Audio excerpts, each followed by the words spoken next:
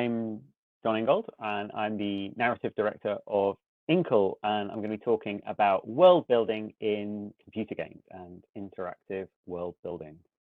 So I don't know if you've heard of Inkle. I hope you have. We're a small game studio that makes narrative games.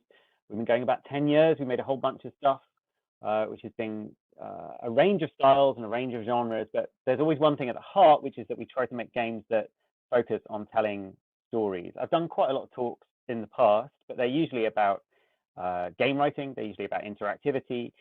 Today is very exciting for me, right? I'm very excited about this because I'm going to be stepping outside of my niche and my comfort zone to talk about world building at a sci-fi convention full of sci-fi authors. So if that isn't teaching your grandmother to suck eggs, then I don't know what is. But here we go. I'm going to give it a go. So please be nice to me, and I hope it's interesting. Cool. And I'm talking about world building, right? Because world building is great. World building is the whole deal. It's the whole thing. It's why we do this, right? When you're an SF writer, getting to build a world has got to be one of the main perks of the job, right? Because writing's really hard. It's really difficult. It's almost always wrong. Whatever you say, you don't like it. But the good thing is, the perk is that you get to invent new types of spaceship, and that's cool, right? And it's not just that. It's also what the audience turn up for as well, right? I mean, nobody who goes to watch a Star Wars film goes for the plot. I mean, of course they don't. People don't need to find out what happens next in a Star Wars film because they've got a graph already to tell them what's going to happen next.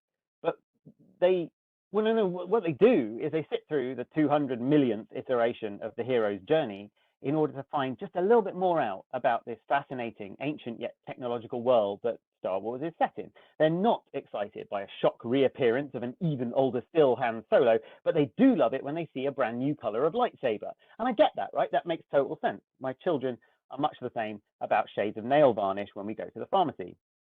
But the weird thing is I work in games, and in games, it's really different, actually. In games, world building isn't a particularly core thing, even in games which have an amazing amount of really excellent world building. In games, players endure repetition, not of the hero's journey. Well, actually, there is a lot of the hero's journey as well, but that's not what players are primarily doing, right? Instead, they're enduring the repetition of playing through, say, another cover-based shooter, but it's not to find out a little bit more about the world. It's in order to earn that slightly more colorful suit of armor, even though a slightly more colorful suit of armor is, of course, the last thing that you need when you're shooting at people from behind cover. We don't even talk about world building in games, really. I mean, well, as writers we do, but as players, we don't. We talk about lore. What's lore? Well, if you don't talk in games much, it might be an unusual term, I'm not sure. But lore is basically world building made into a collectible. You take bits of a story, you chop it up into little pieces, you hide them around the world of the game in order to be collected back up again and stuck back together. It's the game mechanic equivalent of finding all those bits of Lego that have fallen under the sofa that mean you can't quite finish your model. And if it sounds pointless and demoralizing, that's because basically it is. Lore is quite literally data, but annoying. Lore is world building turned into baseball cards. It's world building without, I think, the purpose of world building. So I kind of want to talk today about what I think the purpose of world building is, but I don't want to do that straight away. First, I want to talk about a game that we made and how we approached world building. And I'm going to do all of this at a bloody sci-fi convention like a lemonhead. So go easy on me. And I'll conclude with why I think games should really be amazing at this. And of course, sometimes they are. And a lot of the games that are, I think, do the things that I'm going to talk about, but often they aren't. So that's the plan. So here we go. So what game am I talking about anyway? Well, the game is called Heaven's Vault. And I'm not going to talk about it because I think it's got one of the most well-realized game worlds ever. I don't know whether it does or not, but I know what we did and I know how we did it. For those of you who haven't seen the game, Heaven's Vault is a space archaeology game, right? You play this lady who's up on screen called Aliyah El-Azra, and she explores the nebula where she lives with her robot sidekick, who she doesn't like very much. And she's trying to piece together over 4,000 years of forgotten history. So how do we do this? Well, the game has three core mechanics. There's exploration, exploring ancient places, Translation, we built a whole hieroglyphic language for the game, and you can find inscriptions in that language and try and figure out what they say. And then finally, conversation. You spend a lot of time talking with your sidekick and other characters, discussing the things that you found and sort of talking about what's going on in the world and in the story. Okay, fine. So that's a basic outline of Heaven's Vault. Now, I said that there were 4,000 years of history, and obviously that means there was quite a lot of world building to do, right? Because not only do we have to work out how things are, but we also have to work out how they got to be that way. And so we thought about the sort of things that you hear about in world building talks, right? We thought about the economic system, we thought about what people eat, we thought about how they get married and what funerals are like. And we thought about how the architecture had evolved over millennia as building materials changed, you know, all this kind of stuff. We really did try to think it all through, but we were pretty worried because after all, what if we do all this world building and no one notices any of it and no one pays any attention to it? Heaven's Vault is a game without any wall climbing. It doesn't have any cover shooting. It doesn't have any colorful armor to collect. There's no loot. There's no leveling up. In short, it doesn't really have any normal game mechanics in it at all. So the world better be interesting, right? We're also a really small studio. Like the height of development, I think we were 8 people. So how do you even produce 4,000 years worth of history of a universe when you've got the same budget as 3 minutes of one episode of The Mandalorian? And how do you ensure that people are even paying attention? Because people in games are really bad at paying attention to world building. Lore in games is usually this thing that's reserved for like the diehards and the super fans and the people really trying to dig into the meat of the game. Most players just ignore it. Like I played loads of Assassin's Creed, but I can't remember anything about the overarching alien plot. I remember significantly less about it than about, I don't know, the last random Netflix show I watched. And it's partly because games tend to sit on the fence a bit about where the story is important at all. Like a lot of game makers know that a lot of game players will say that they don't care about stories. That's definitely not true. All human beings care about stories all the time, but players, when they're playing a game, might think that that's not what their focus is. So the designers don't want the narrative stuff to get in the way of the player making progress, right? They don't want it to be a problem that the player doesn't care about story. So they put lore instead off as optional side content. They don't put it in your face and in the way. They put it to be picked up if you're interested. You know, the designers feel much more comfortable that you're collecting 50 identical energy crystals to buy your Sonic the Hedgehog super spike armor than if you're collecting, say, 5 curious, interesting facts about the world and trading those instead. That feels like something we shouldn't really be doing. But even for the players who do care about world building, you know, and I class myself as one of those, it's hard to pay attention to it. It's hard to pay attention to the story when you're also playing a game, right? Games are complicated. There are mechanics and there are controls and there are rules, and the world of a game is usually visually a mixture of vitally important gameplay clues like what you can climb and stuff, and entirely unimportant gritty stuff. And the player is constantly working to filter that stream of information into something that they can actually use. And players get brutal about that. They get to a point where they'll toss aside anything which isn't directly applicable, just literally blank it and ignore it. We have an adage that we use at Inkle, which we've had for a long time, which is this: if it isn't interactive, then it doesn't exist. And I think we all kind of recognize the truth of this from when we play games. If I'm playing Assassin's Creed Odyssey, there are characters walking around ancient Greece, and they're either their enemies or sometimes they're cover, and otherwise they simply don't exist. They're not real people at all. They're in fact things I mostly just ignore.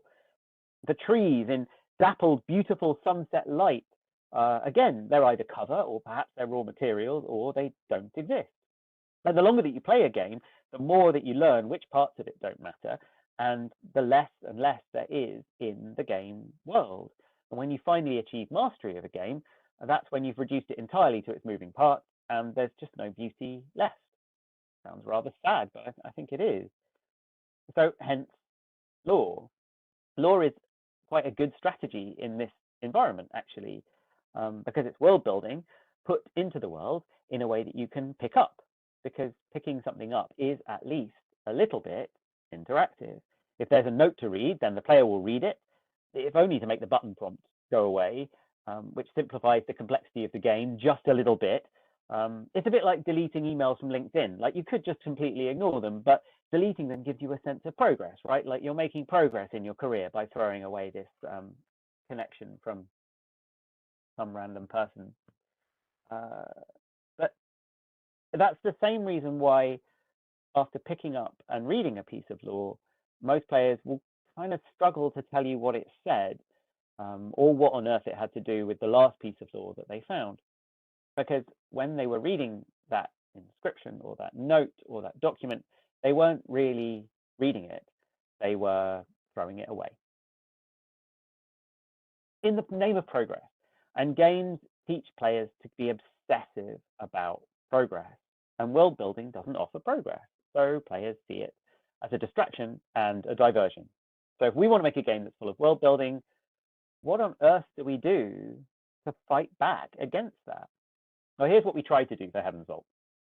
We tried to design a game in which the world building process was part of the actual gameplay loop. We tried to give the player buttons for making theories and for disputing those theories about the world, for making them engage with the world within the world of the game, within the actions of the game itself.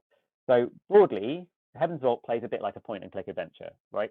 You walk around the world, you look for things to click on, you click on them, except there aren't any leaders to pull, there aren't any buttons to push, you don't often pick up anything that you can later use. So it sounds a bit like a bad point and click adventure game where you don't get to do anything. But what you are doing instead is as you explore the world, you're picking up ideas that you can use. So you'll see things in the world and Aaliyah will describe them or look at them and remember them. And then at any time as you walk around, you can talk to your robot friend. And in deciding what Aaliyah will say, she draws on what she's seen and discovered and deduced so far. So the gameplay loop is you'll find something interesting in the world, and that will allow Aaliyah to talk about it, which brings us on to our second mechanic, which is conversation. And the conversations are interactive too, right? So you choose what to say, and sometimes you're making a connection between things, and sometimes you're disproving a connection that you made earlier because you found a new piece of evidence. And sometimes you're making a speculative conclusion, which perhaps you can test later on. So progress, that key idea of progress, is being made, but it's through conversations and it's through Aaliyah's increasing understanding of the world. She can ask more sophisticated questions and offer more sophisticated theories because of the deductions that you've made so far. And we definitely know this is progress because if you walk around in circles and don't click on anything, then nothing happens and the game just sits there, right? That it dries up. So definitely in the same way that in Destiny 2, I need to shoot some more people in order to make progress, here I need to chat about some stuff in order to make progress. The third mechanic that we have is the translation mechanic. I don't want to talk about it too much because we've talked about it a lot on previous talks, but it's a fairly complete hieroglyphic language which you can deduce from first principles. And we start with quite simple inscriptions like the one at the top on the screen here and get to quite complicated ones like the one on the bottom. We don't tell you what the words mean at any point. As you encounter phrases, you make guesses. They start really as just open guesses and they become deductions the more that you learn about the language. And line by line, phrase by phrase, you start to give meaning to these inscriptions, and those in turn give Aaliyah new ideas to talk about because the conversation system knows what translation you gave for a particular inscription and it can make deductions from it. So this is the whole of the game, really, is active in-game world-building discussions about the information that you've collected, and that's the player's role. Collect information, push it towards more information. So in theory, anyway, players have to pay attention to the world building because it's the game's currency, it's the economy of the game. Knowledge of ancient words is meaningful gameplay progress, that is seeing new things in the world. You know, you might start with a set of squiggly lines and 10 hours later, hopefully, you can read ancient quite fluently, but there's still always another inscription and some more words that we can give you. So there's always something else to consider. And that's kind of the gameplay loop. But all of that leads us to our fourth secret mechanic. And I think this is the key one. And I also think it's the one that games should be doing more of. And I also think it's widely applicable across and outside of games. And that's misinterpretation.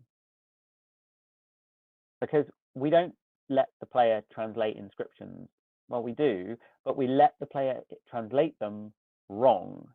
We let them choose conclusions, but we also let them choose incorrect conclusions. We let them draw inaccurate hypotheses. In fact, the game attempts to allow them to choose as many plausible explanations as we could come up with, really, including contradictory ones. And we try to cover all the permutations that the player can encounter things in the world as well, depending on what route they take through the game. We actively want players to be making mistakes about their understanding of the world. And we want them to be changing their minds, and we want them to be unsure. And really, we want them to hold on to contradictory ideas which can't coexist, and yet they want to believe in both of them.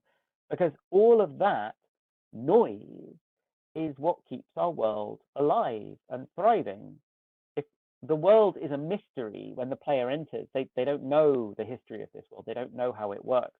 And like any mystery, the world only survives for as long as the player has some questions about it. As soon as a player, who is now a detective of sorts, as soon as they understand the world fully and completely, there's nothing more to think about.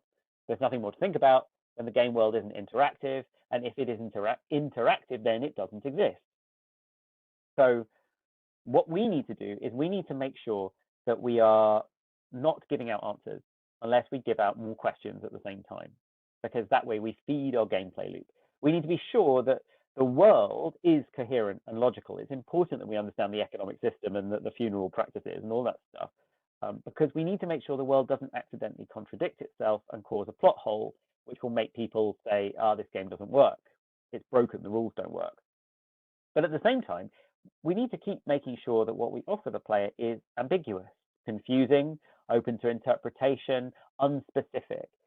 But we also need to do that without looking like we're being deliberately annoying, or that we don't really have a proper answer. We're not making lost here. We need to make sure that we really do look like we know what we're doing, and we have to give confidence, but without giving answers. And that's the balance. And in game design, there's always balance. There's always two tensions between being helpful to the player and putting obstacles in the way of the player. And this is our balance here, this world building system. There's a good principle in game design that you have to think like a designer and a player at the same time if you want to make your game good. You have to know what it is you're trying to make, and you also have to look at what you actually have made and try to see it for what it is, and then bring those two things together. I think that's probably true of like all art, right? The final product that you make is a meeting point between what you thought you wanted to make when you started and what it turned out you were actually making by the time you finished in despair.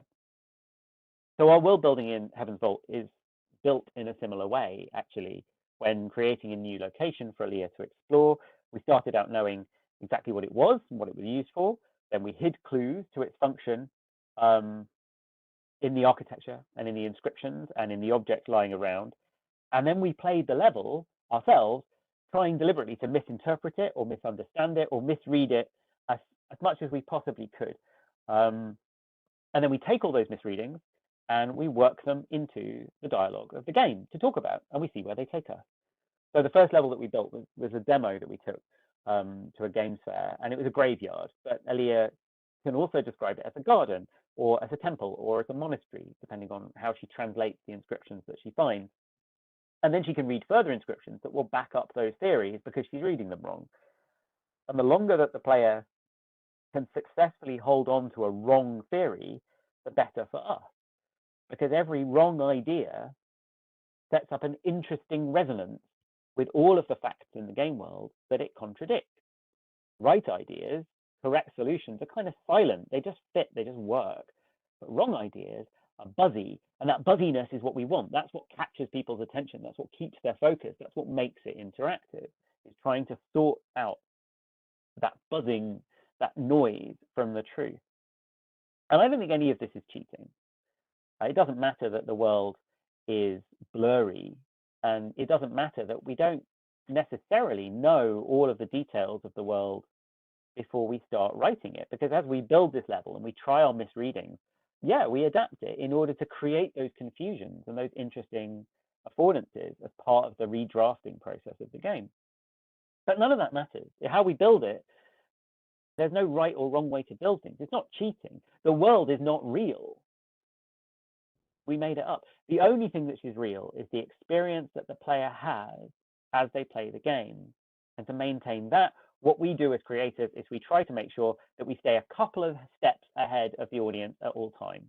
So there's always a question, always a missing piece, and always another clue, but we haven't left people in the dirt and just confused them utterly and forgotten about them. I kind of think of it as the game design equivalent of like a family dinner. You know, when your extended family gets together for Christmas or Ramadan or whatever it is. So long as there's something for you to all to argue about, then that means there's something for everyone to talk about. And games are wonderful for this because there's always the chance of a hidden corner or a hidden line of dialogue or another secret or something that I found that you didn't find. So, as I say, it's not inventing nonsense to string things out and coming up with new mysteries just for the sake of mysteries. It's about knowing the answers and still bloody not telling anyone. And I think this is true widely. I think this is what world building really is. That's what makes me excited about this. To quote my dad, what in the world is world building? Well, when people talk about world building, they talk about it like it's going on holiday. They talk about it like 20-year-olds talk about going traveling, right? It's a means of escape. What happens when you go traveling? You meet some really cool guys. There are some really cool guys. You try some weird food. There's some very weird food. And you listen to some music you wouldn't normally listen to. Right, okay, that's what traveling is about, right? It's trying new experiences.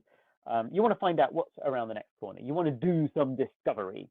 When I read sci-fi or when I watch a show, I want to be transported to another place that I can believe in completely. I want to suspend my disbelief and I want to just be there.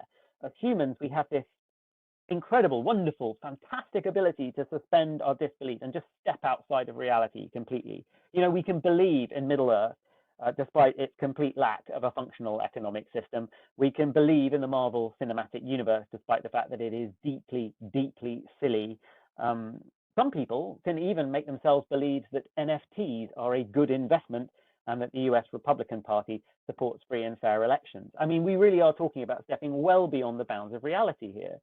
At the same time, though, as people, we are not gullible. Well, mostly we're not.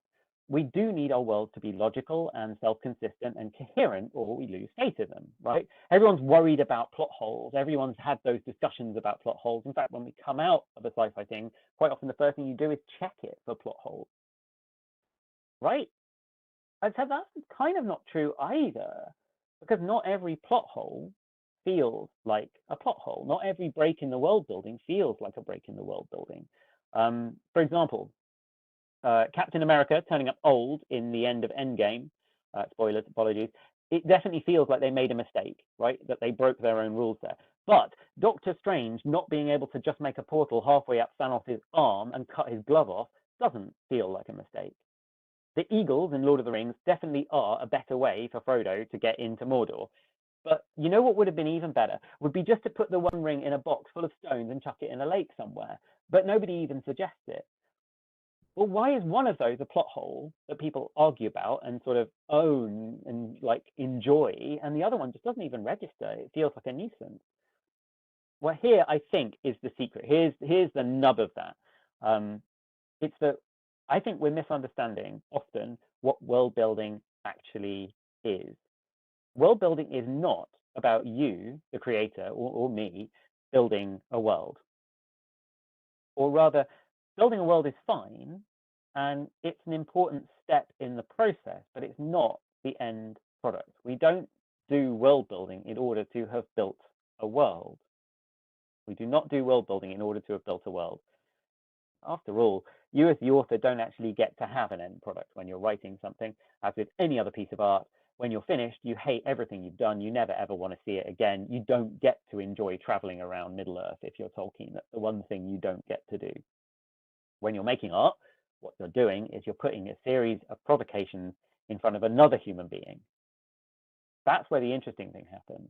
I put some provocations in front of you, and then you build the world inside your head.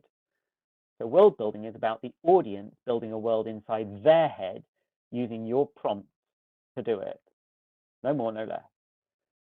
So, you know, viewers are not supposed to watch Star Trek and take notes on how the engines work. This is not a physics series, of course, of lectures.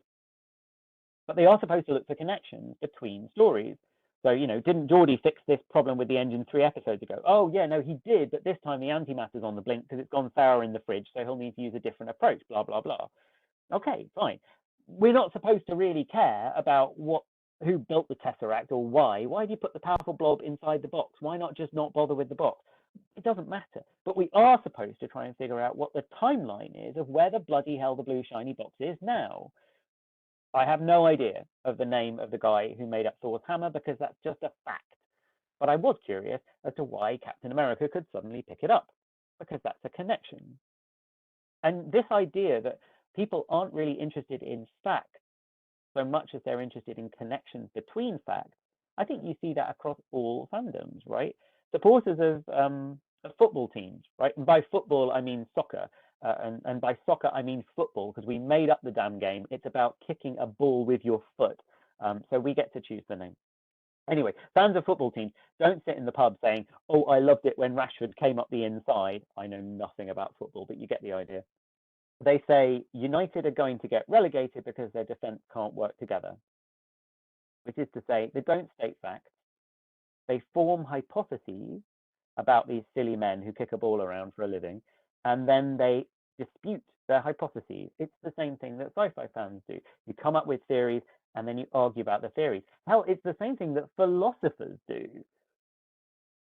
World building, then, is philosophy, right? It's a puzzle to be, I wrote in my notes, a puzzle to be solved, but that isn't right. It's a puzzle to be investigated. The collection of the world data, of the facts about the world, the collection of lore, isn't supposed to be a tidying up mechanic or a throwing away mechanic in fiction. It's supposed to be tooling up. As I find out facts and I learn about the world that I'm enjoying, I want to be able to use those facts together with the other facts. They shouldn't be isolated details. They should be scattered breadcrumbs torn from an original and an interesting loaf of bread. The facts I learn should interrelate. They should fit together. They should contradict. They should create interesting spaces for speculation. Because by the time your audience is playing your game or reading your story, you, the author, you just aren't there. There's only one human. They're alone with their computer and their book, and whatever's happening to them, not to you.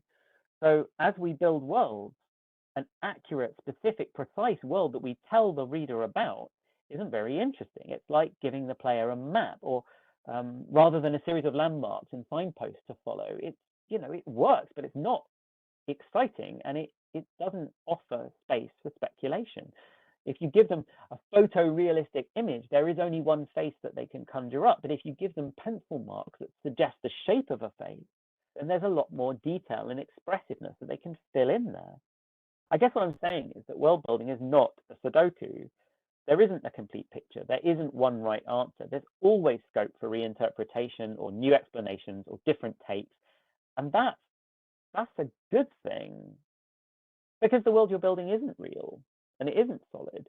It's made up. You invented it in the shower, or while you were out for a run, or while you were sitting in hospital waiting for them to bandage your finger because you cut it doing the washing up. The imagined world is just a hologram. It's a trick of the viewer's mind created by the interference pattern of very carefully arranged details. And when the reader turns their head from side to side, it changes a bit, and sometimes it falls over. Well, that's holograms. World building shouldn't fall over. And that's why the eagles in Lord of the Rings matter, right? That's why people care about them. It's not because it's a plot hole or because Tolkien missed something and we get to feel cleverer than Tolkien. None of us are cleverer than Tolkien. That's pretty clear. The reason the eagles matter is that we've been made to believe that Middle-earth is an enormous, broad world, the crossing of which is a rare and unusual and almost impossible event. And the eagles contradict that. They make the world feel smaller once more. They break our speculation. They close off our ability to dream about what journeying across this place is like. And it's why Captain America getting old at the end of Endgame doesn't matter in the slightest. Because, yeah, it broke the rules of time travel physics that they spent a long time establishing in the earlier part of the movie, which is kind of like a rookie mistake. But at the same time, emotionally, it's fine. And arguably, it opens questions rather than closing them. it's definitely something they can fix in a retcon if they want to. And there's nothing wrong with fixing things by retconning. Like even the term retconning makes it sound like it's this thing you shouldn't have to do, but that's just creative work. You're just doing creative work. I was always a fan of Doctor Who, and the entire of Doctor Who's mythology is made up as it goes along, which is obvious to anyone watching it, but it doesn't matter because it provides interesting speculation the whole way along, and it doesn't contradict itself in a way that it can't wiggle out of anyway. So I guess what I'm saying is, if you want to create a rich and detailed world that your reader or your player can lose themselves in, whether you're making a game, whether you're making a book or a film, I don't know, the single most important thing to do is to not build a world, but rather to look like you have built a world. So I subtitled this talk, world building for magicians, because as I was writing it, I realized that what I'm saying is that world building is a magic trick, and like any other magic trick, the important thing about a magic trick is that it isn't magic. It's a trick that looks like magic. And when you do a magic trick, the more that you can get the audience involved with it, without breaking it, the more that they can shuffle the deck or walk around the cabinet or like bang the swords against the table or whatever the trick is, the more convincing, the more wonderful the magic is. Close-up magic is more wonderful than magic done on a theatre stage, which is more wonderful than doing magic, on a TV show. Because that sense that I am there within the rules of this magic makes it wonderful. I get to prod it and poke it and test hypotheses. Oh, I reckon this sword is actually made of wood. Bang, no, it isn't made of wood. I get to test things and dispute them and have those questions and try those theories and answer those questions. And that helps to make the ultimate magic feel more wonderful. And I think the same is true in sci-fi.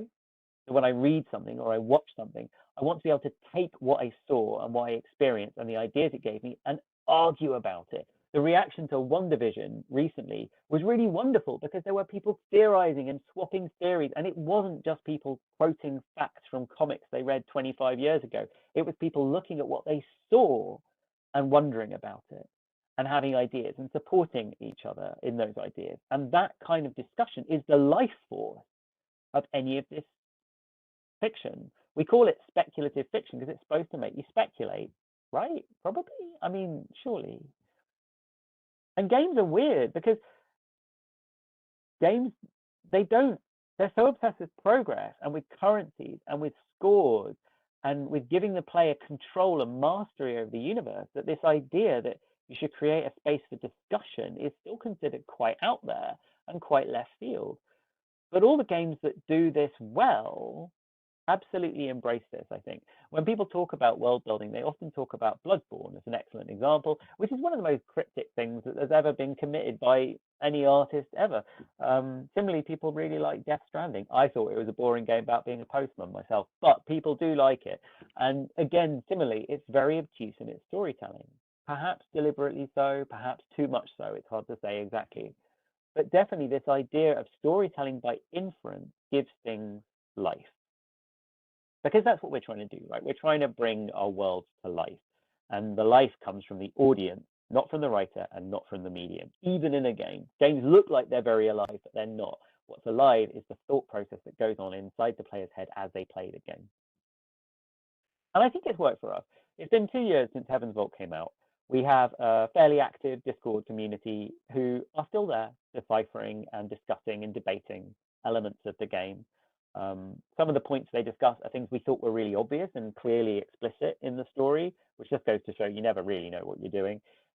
Others are conclusions or connections or associations that we never even really considered.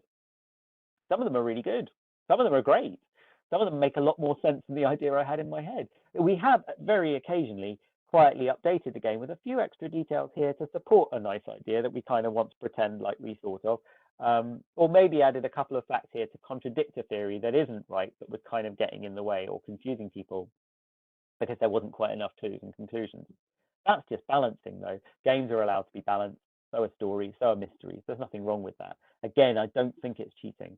But mostly we haven't had to do that because mostly during the development of Heaven's Vault, we spent so long playing it and replaying it and trying to get it wrong that we felt we made quite a large space for people to get lost in, quite a large conceptual space with enough clues to make it an enjoyable thing to play with. I hope. I don't know. As a piece of art, I can never play it because either I know the answers or rather I know the pieces of string that are holding it together, and that's just the fate of the artist, right? But I hope it's inspired people, and I think the fact that it still has conversations going on is a really enjoyable thing for us as a studio to look back on and say, yeah, we made something that was buzzy enough that people thought it was worth just taking a bit more time to think about, that it didn't just tell you what it was and then move on. So I guess my closing piece of advice, I think I've talked quite quickly, and maybe I've fitted my talk into slightly less time than I thought it was going to take. But if I have one closing piece of advice, as creators, we share advice all the time, and it's always horribly specific and not very useful to anyone. But my advice, taken from Heaven's Vault, is this: let's tell lies with aplomb. Thanks for listening. I'm going to pop over to the Discord channel now and just see if there are any questions, and if there are, I will take them. So hello, anybody? Oh gosh, there's loads of conversation going on, so obviously I can't keep track of it. I'm at John Ingold. If anybody wants to ask me anything, I will happily answer things. Somebody says, I like jerk heroes. I like jerk heroes too. I think heroes have to be complicated, otherwise what's the point in them, really? Oh, shall I sell some? I could sell some stuff. If you want to play Heaven's Vault, it's on Steam. We haven't got a Mac build yet. We keep meaning to make one. It's on Switch. I think it's on sale on Switch at the moment. So there you go. That would be a great option. Hello, everybody. Hello. This is weird. I'm just talking to, like, you're all on my phone. You're little people who live in my phone, and I'm talking to you. Oh, has it come back? What was the last thing I said? I don't know. I had 10 more minutes. Yeah, I thought I did. Yeah, but I've used up all my bits of paper. Look. So there we go. I think one of the things I really enjoyed in Heaven's Vault was making decisions for a variety of reasons, right, about world building. So, there are definitely elements of the world building that we made because I thought that they were things I wanted to talk about. So there are kind of political things in there, and to do with the way that the nebula is organized politically is a reflection of various things in the real world that I wanted to talk about, and particularly the purpose of archaeology within the world, which I think is really interesting. I was inspired by the work of a lady called Dr. Monica Hanna, who's an Egyptian Egyptologist who's doing a lot of work with trying to get Egyptians to recognize ancient Egypt as part of their culture, as opposed to a commodity for sale or something that belongs to the government, who are an other to the people. And there's lots of really interesting, live, active, real political discussions going on in the archaeological world about what is the function of archaeology. Are they just generating commodities for richer people to steal and sell? Because there's a genuine worry that maybe archaeologists are doing that. That's totally fascinating. So I kind of love all of that and wanted to get a lot of that in. One thing I really liked about building for Heaven's Vault is that at the same time, we were also allowed to just set puzzles. So there's a moon called Elbreth, which has a little slum village called God's Feet, and near it is a statue of a pair of feet. And we never tell you whose feet they are. And I love the fact that one of our key mysteries of the game is whose feet are these feet? And it feels like something you ought to be able to figure out from the world of the game. And there are lots of other little associations that connect with that in interesting ways. There are some gods, but the gods of the nebula don't have feet. But this town is called God's Feet, and I love that kind of almost inane puzzle building and slotting it alongside the kind of political stuff. That was really entertaining for me. Right, now I'm going to read some questions. One of my thoughts on Valve games and Telltale games. Valve games I don't really know anything about. I've never played a Valve game because shooters generally don't interest me, and that seems to be the only thing they make. Telltale were really classic in the way they told stories. Like, I got the feeling that interactivity was something that they did almost by accident. They were really just telling a comic book story or telling a game, a book story. And in that sense, I think their world building was quite good, actually. It delivered itself in the normal way. It kind of came through in the normal way. But I think that they didn't leverage any of the things that gameplay can give you to make world building more engaging. Like, I really enjoyed the Tales from the Borderlands, I think that's what it's called, series. It was really fun. I loved that world. It was crazy and zany. I hadn't played the Borderlands game, so it was very new to me. But I felt that there was definitely more they could have done with that. Somebody asks, what do I think about Disco Elysium? I'm like the one person in the universe who didn't really like Disco Elysium because I found it to be massively overwritten. Like, I just wanted to edit. I wanted a button that just edited it because I just found it just went on and on a lot more than it needed to. Like, it felt to me like it was like there was probably something good in there, but they kept hiding it behind this other thing, and it irritated me. But I think the world building was probably very good, actually. It was certainly extremely confident, which is odd because I felt that the writing wasn't confident. But I think that was my problem with that. But everyone in the world tells me it's brilliant, so I don't know, you can ignore me on that. Somebody asked about minimalist world building games such as Portal. Portal's a weird one, isn't it? Because in a sense, the world building is such a surprise when you look at that game. It doesn't really need world building, or yeah, it was such an unexpected piece of world building that it's kind of really enjoyable that it's there. I think it's very deftly done. Yeah, I said I hadn't played a Valve game, but I have played Portal. It's very deftly done in that it doesn't do too much. And I guess that roughly fits with the idea of making it into something you can imagine rather than something that you're told. Like, there's a big difference between the kind of world building in Portal and something which says, you know, this is a game about being in a lab, and you're in a lab, and this is how it works, and these are the rules, and that sort of stuff. Somebody asked about Cyberpunk 2077. I have a PlayStation 4, so I haven't played Cyberpunk 2077. I kind of like to. Like, I think it's doing a lot of, from what I've seen, it's doing a lot of interesting things with the way that interactivity is woven into the flow of the narrative and the sort of seamlessness of it. But I can't really comment on it because I haven't had a chance to play it. I would like to, though. Somebody asked what I think of Final Fantasy VII Remake. Yeah, I mean, I don't know. Like, I don't know. It's a very big game, and I haven't even started it. But I really want to play some new things. I'm a bit tired of playing remakes. Somebody's typing. I shall wait for the typing. I've got 5 more minutes.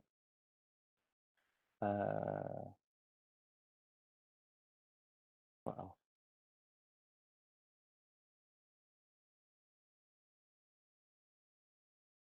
Are the feet Ozymandias? Well, I mean, they're obviously inspired by Ozymandias. Yeah.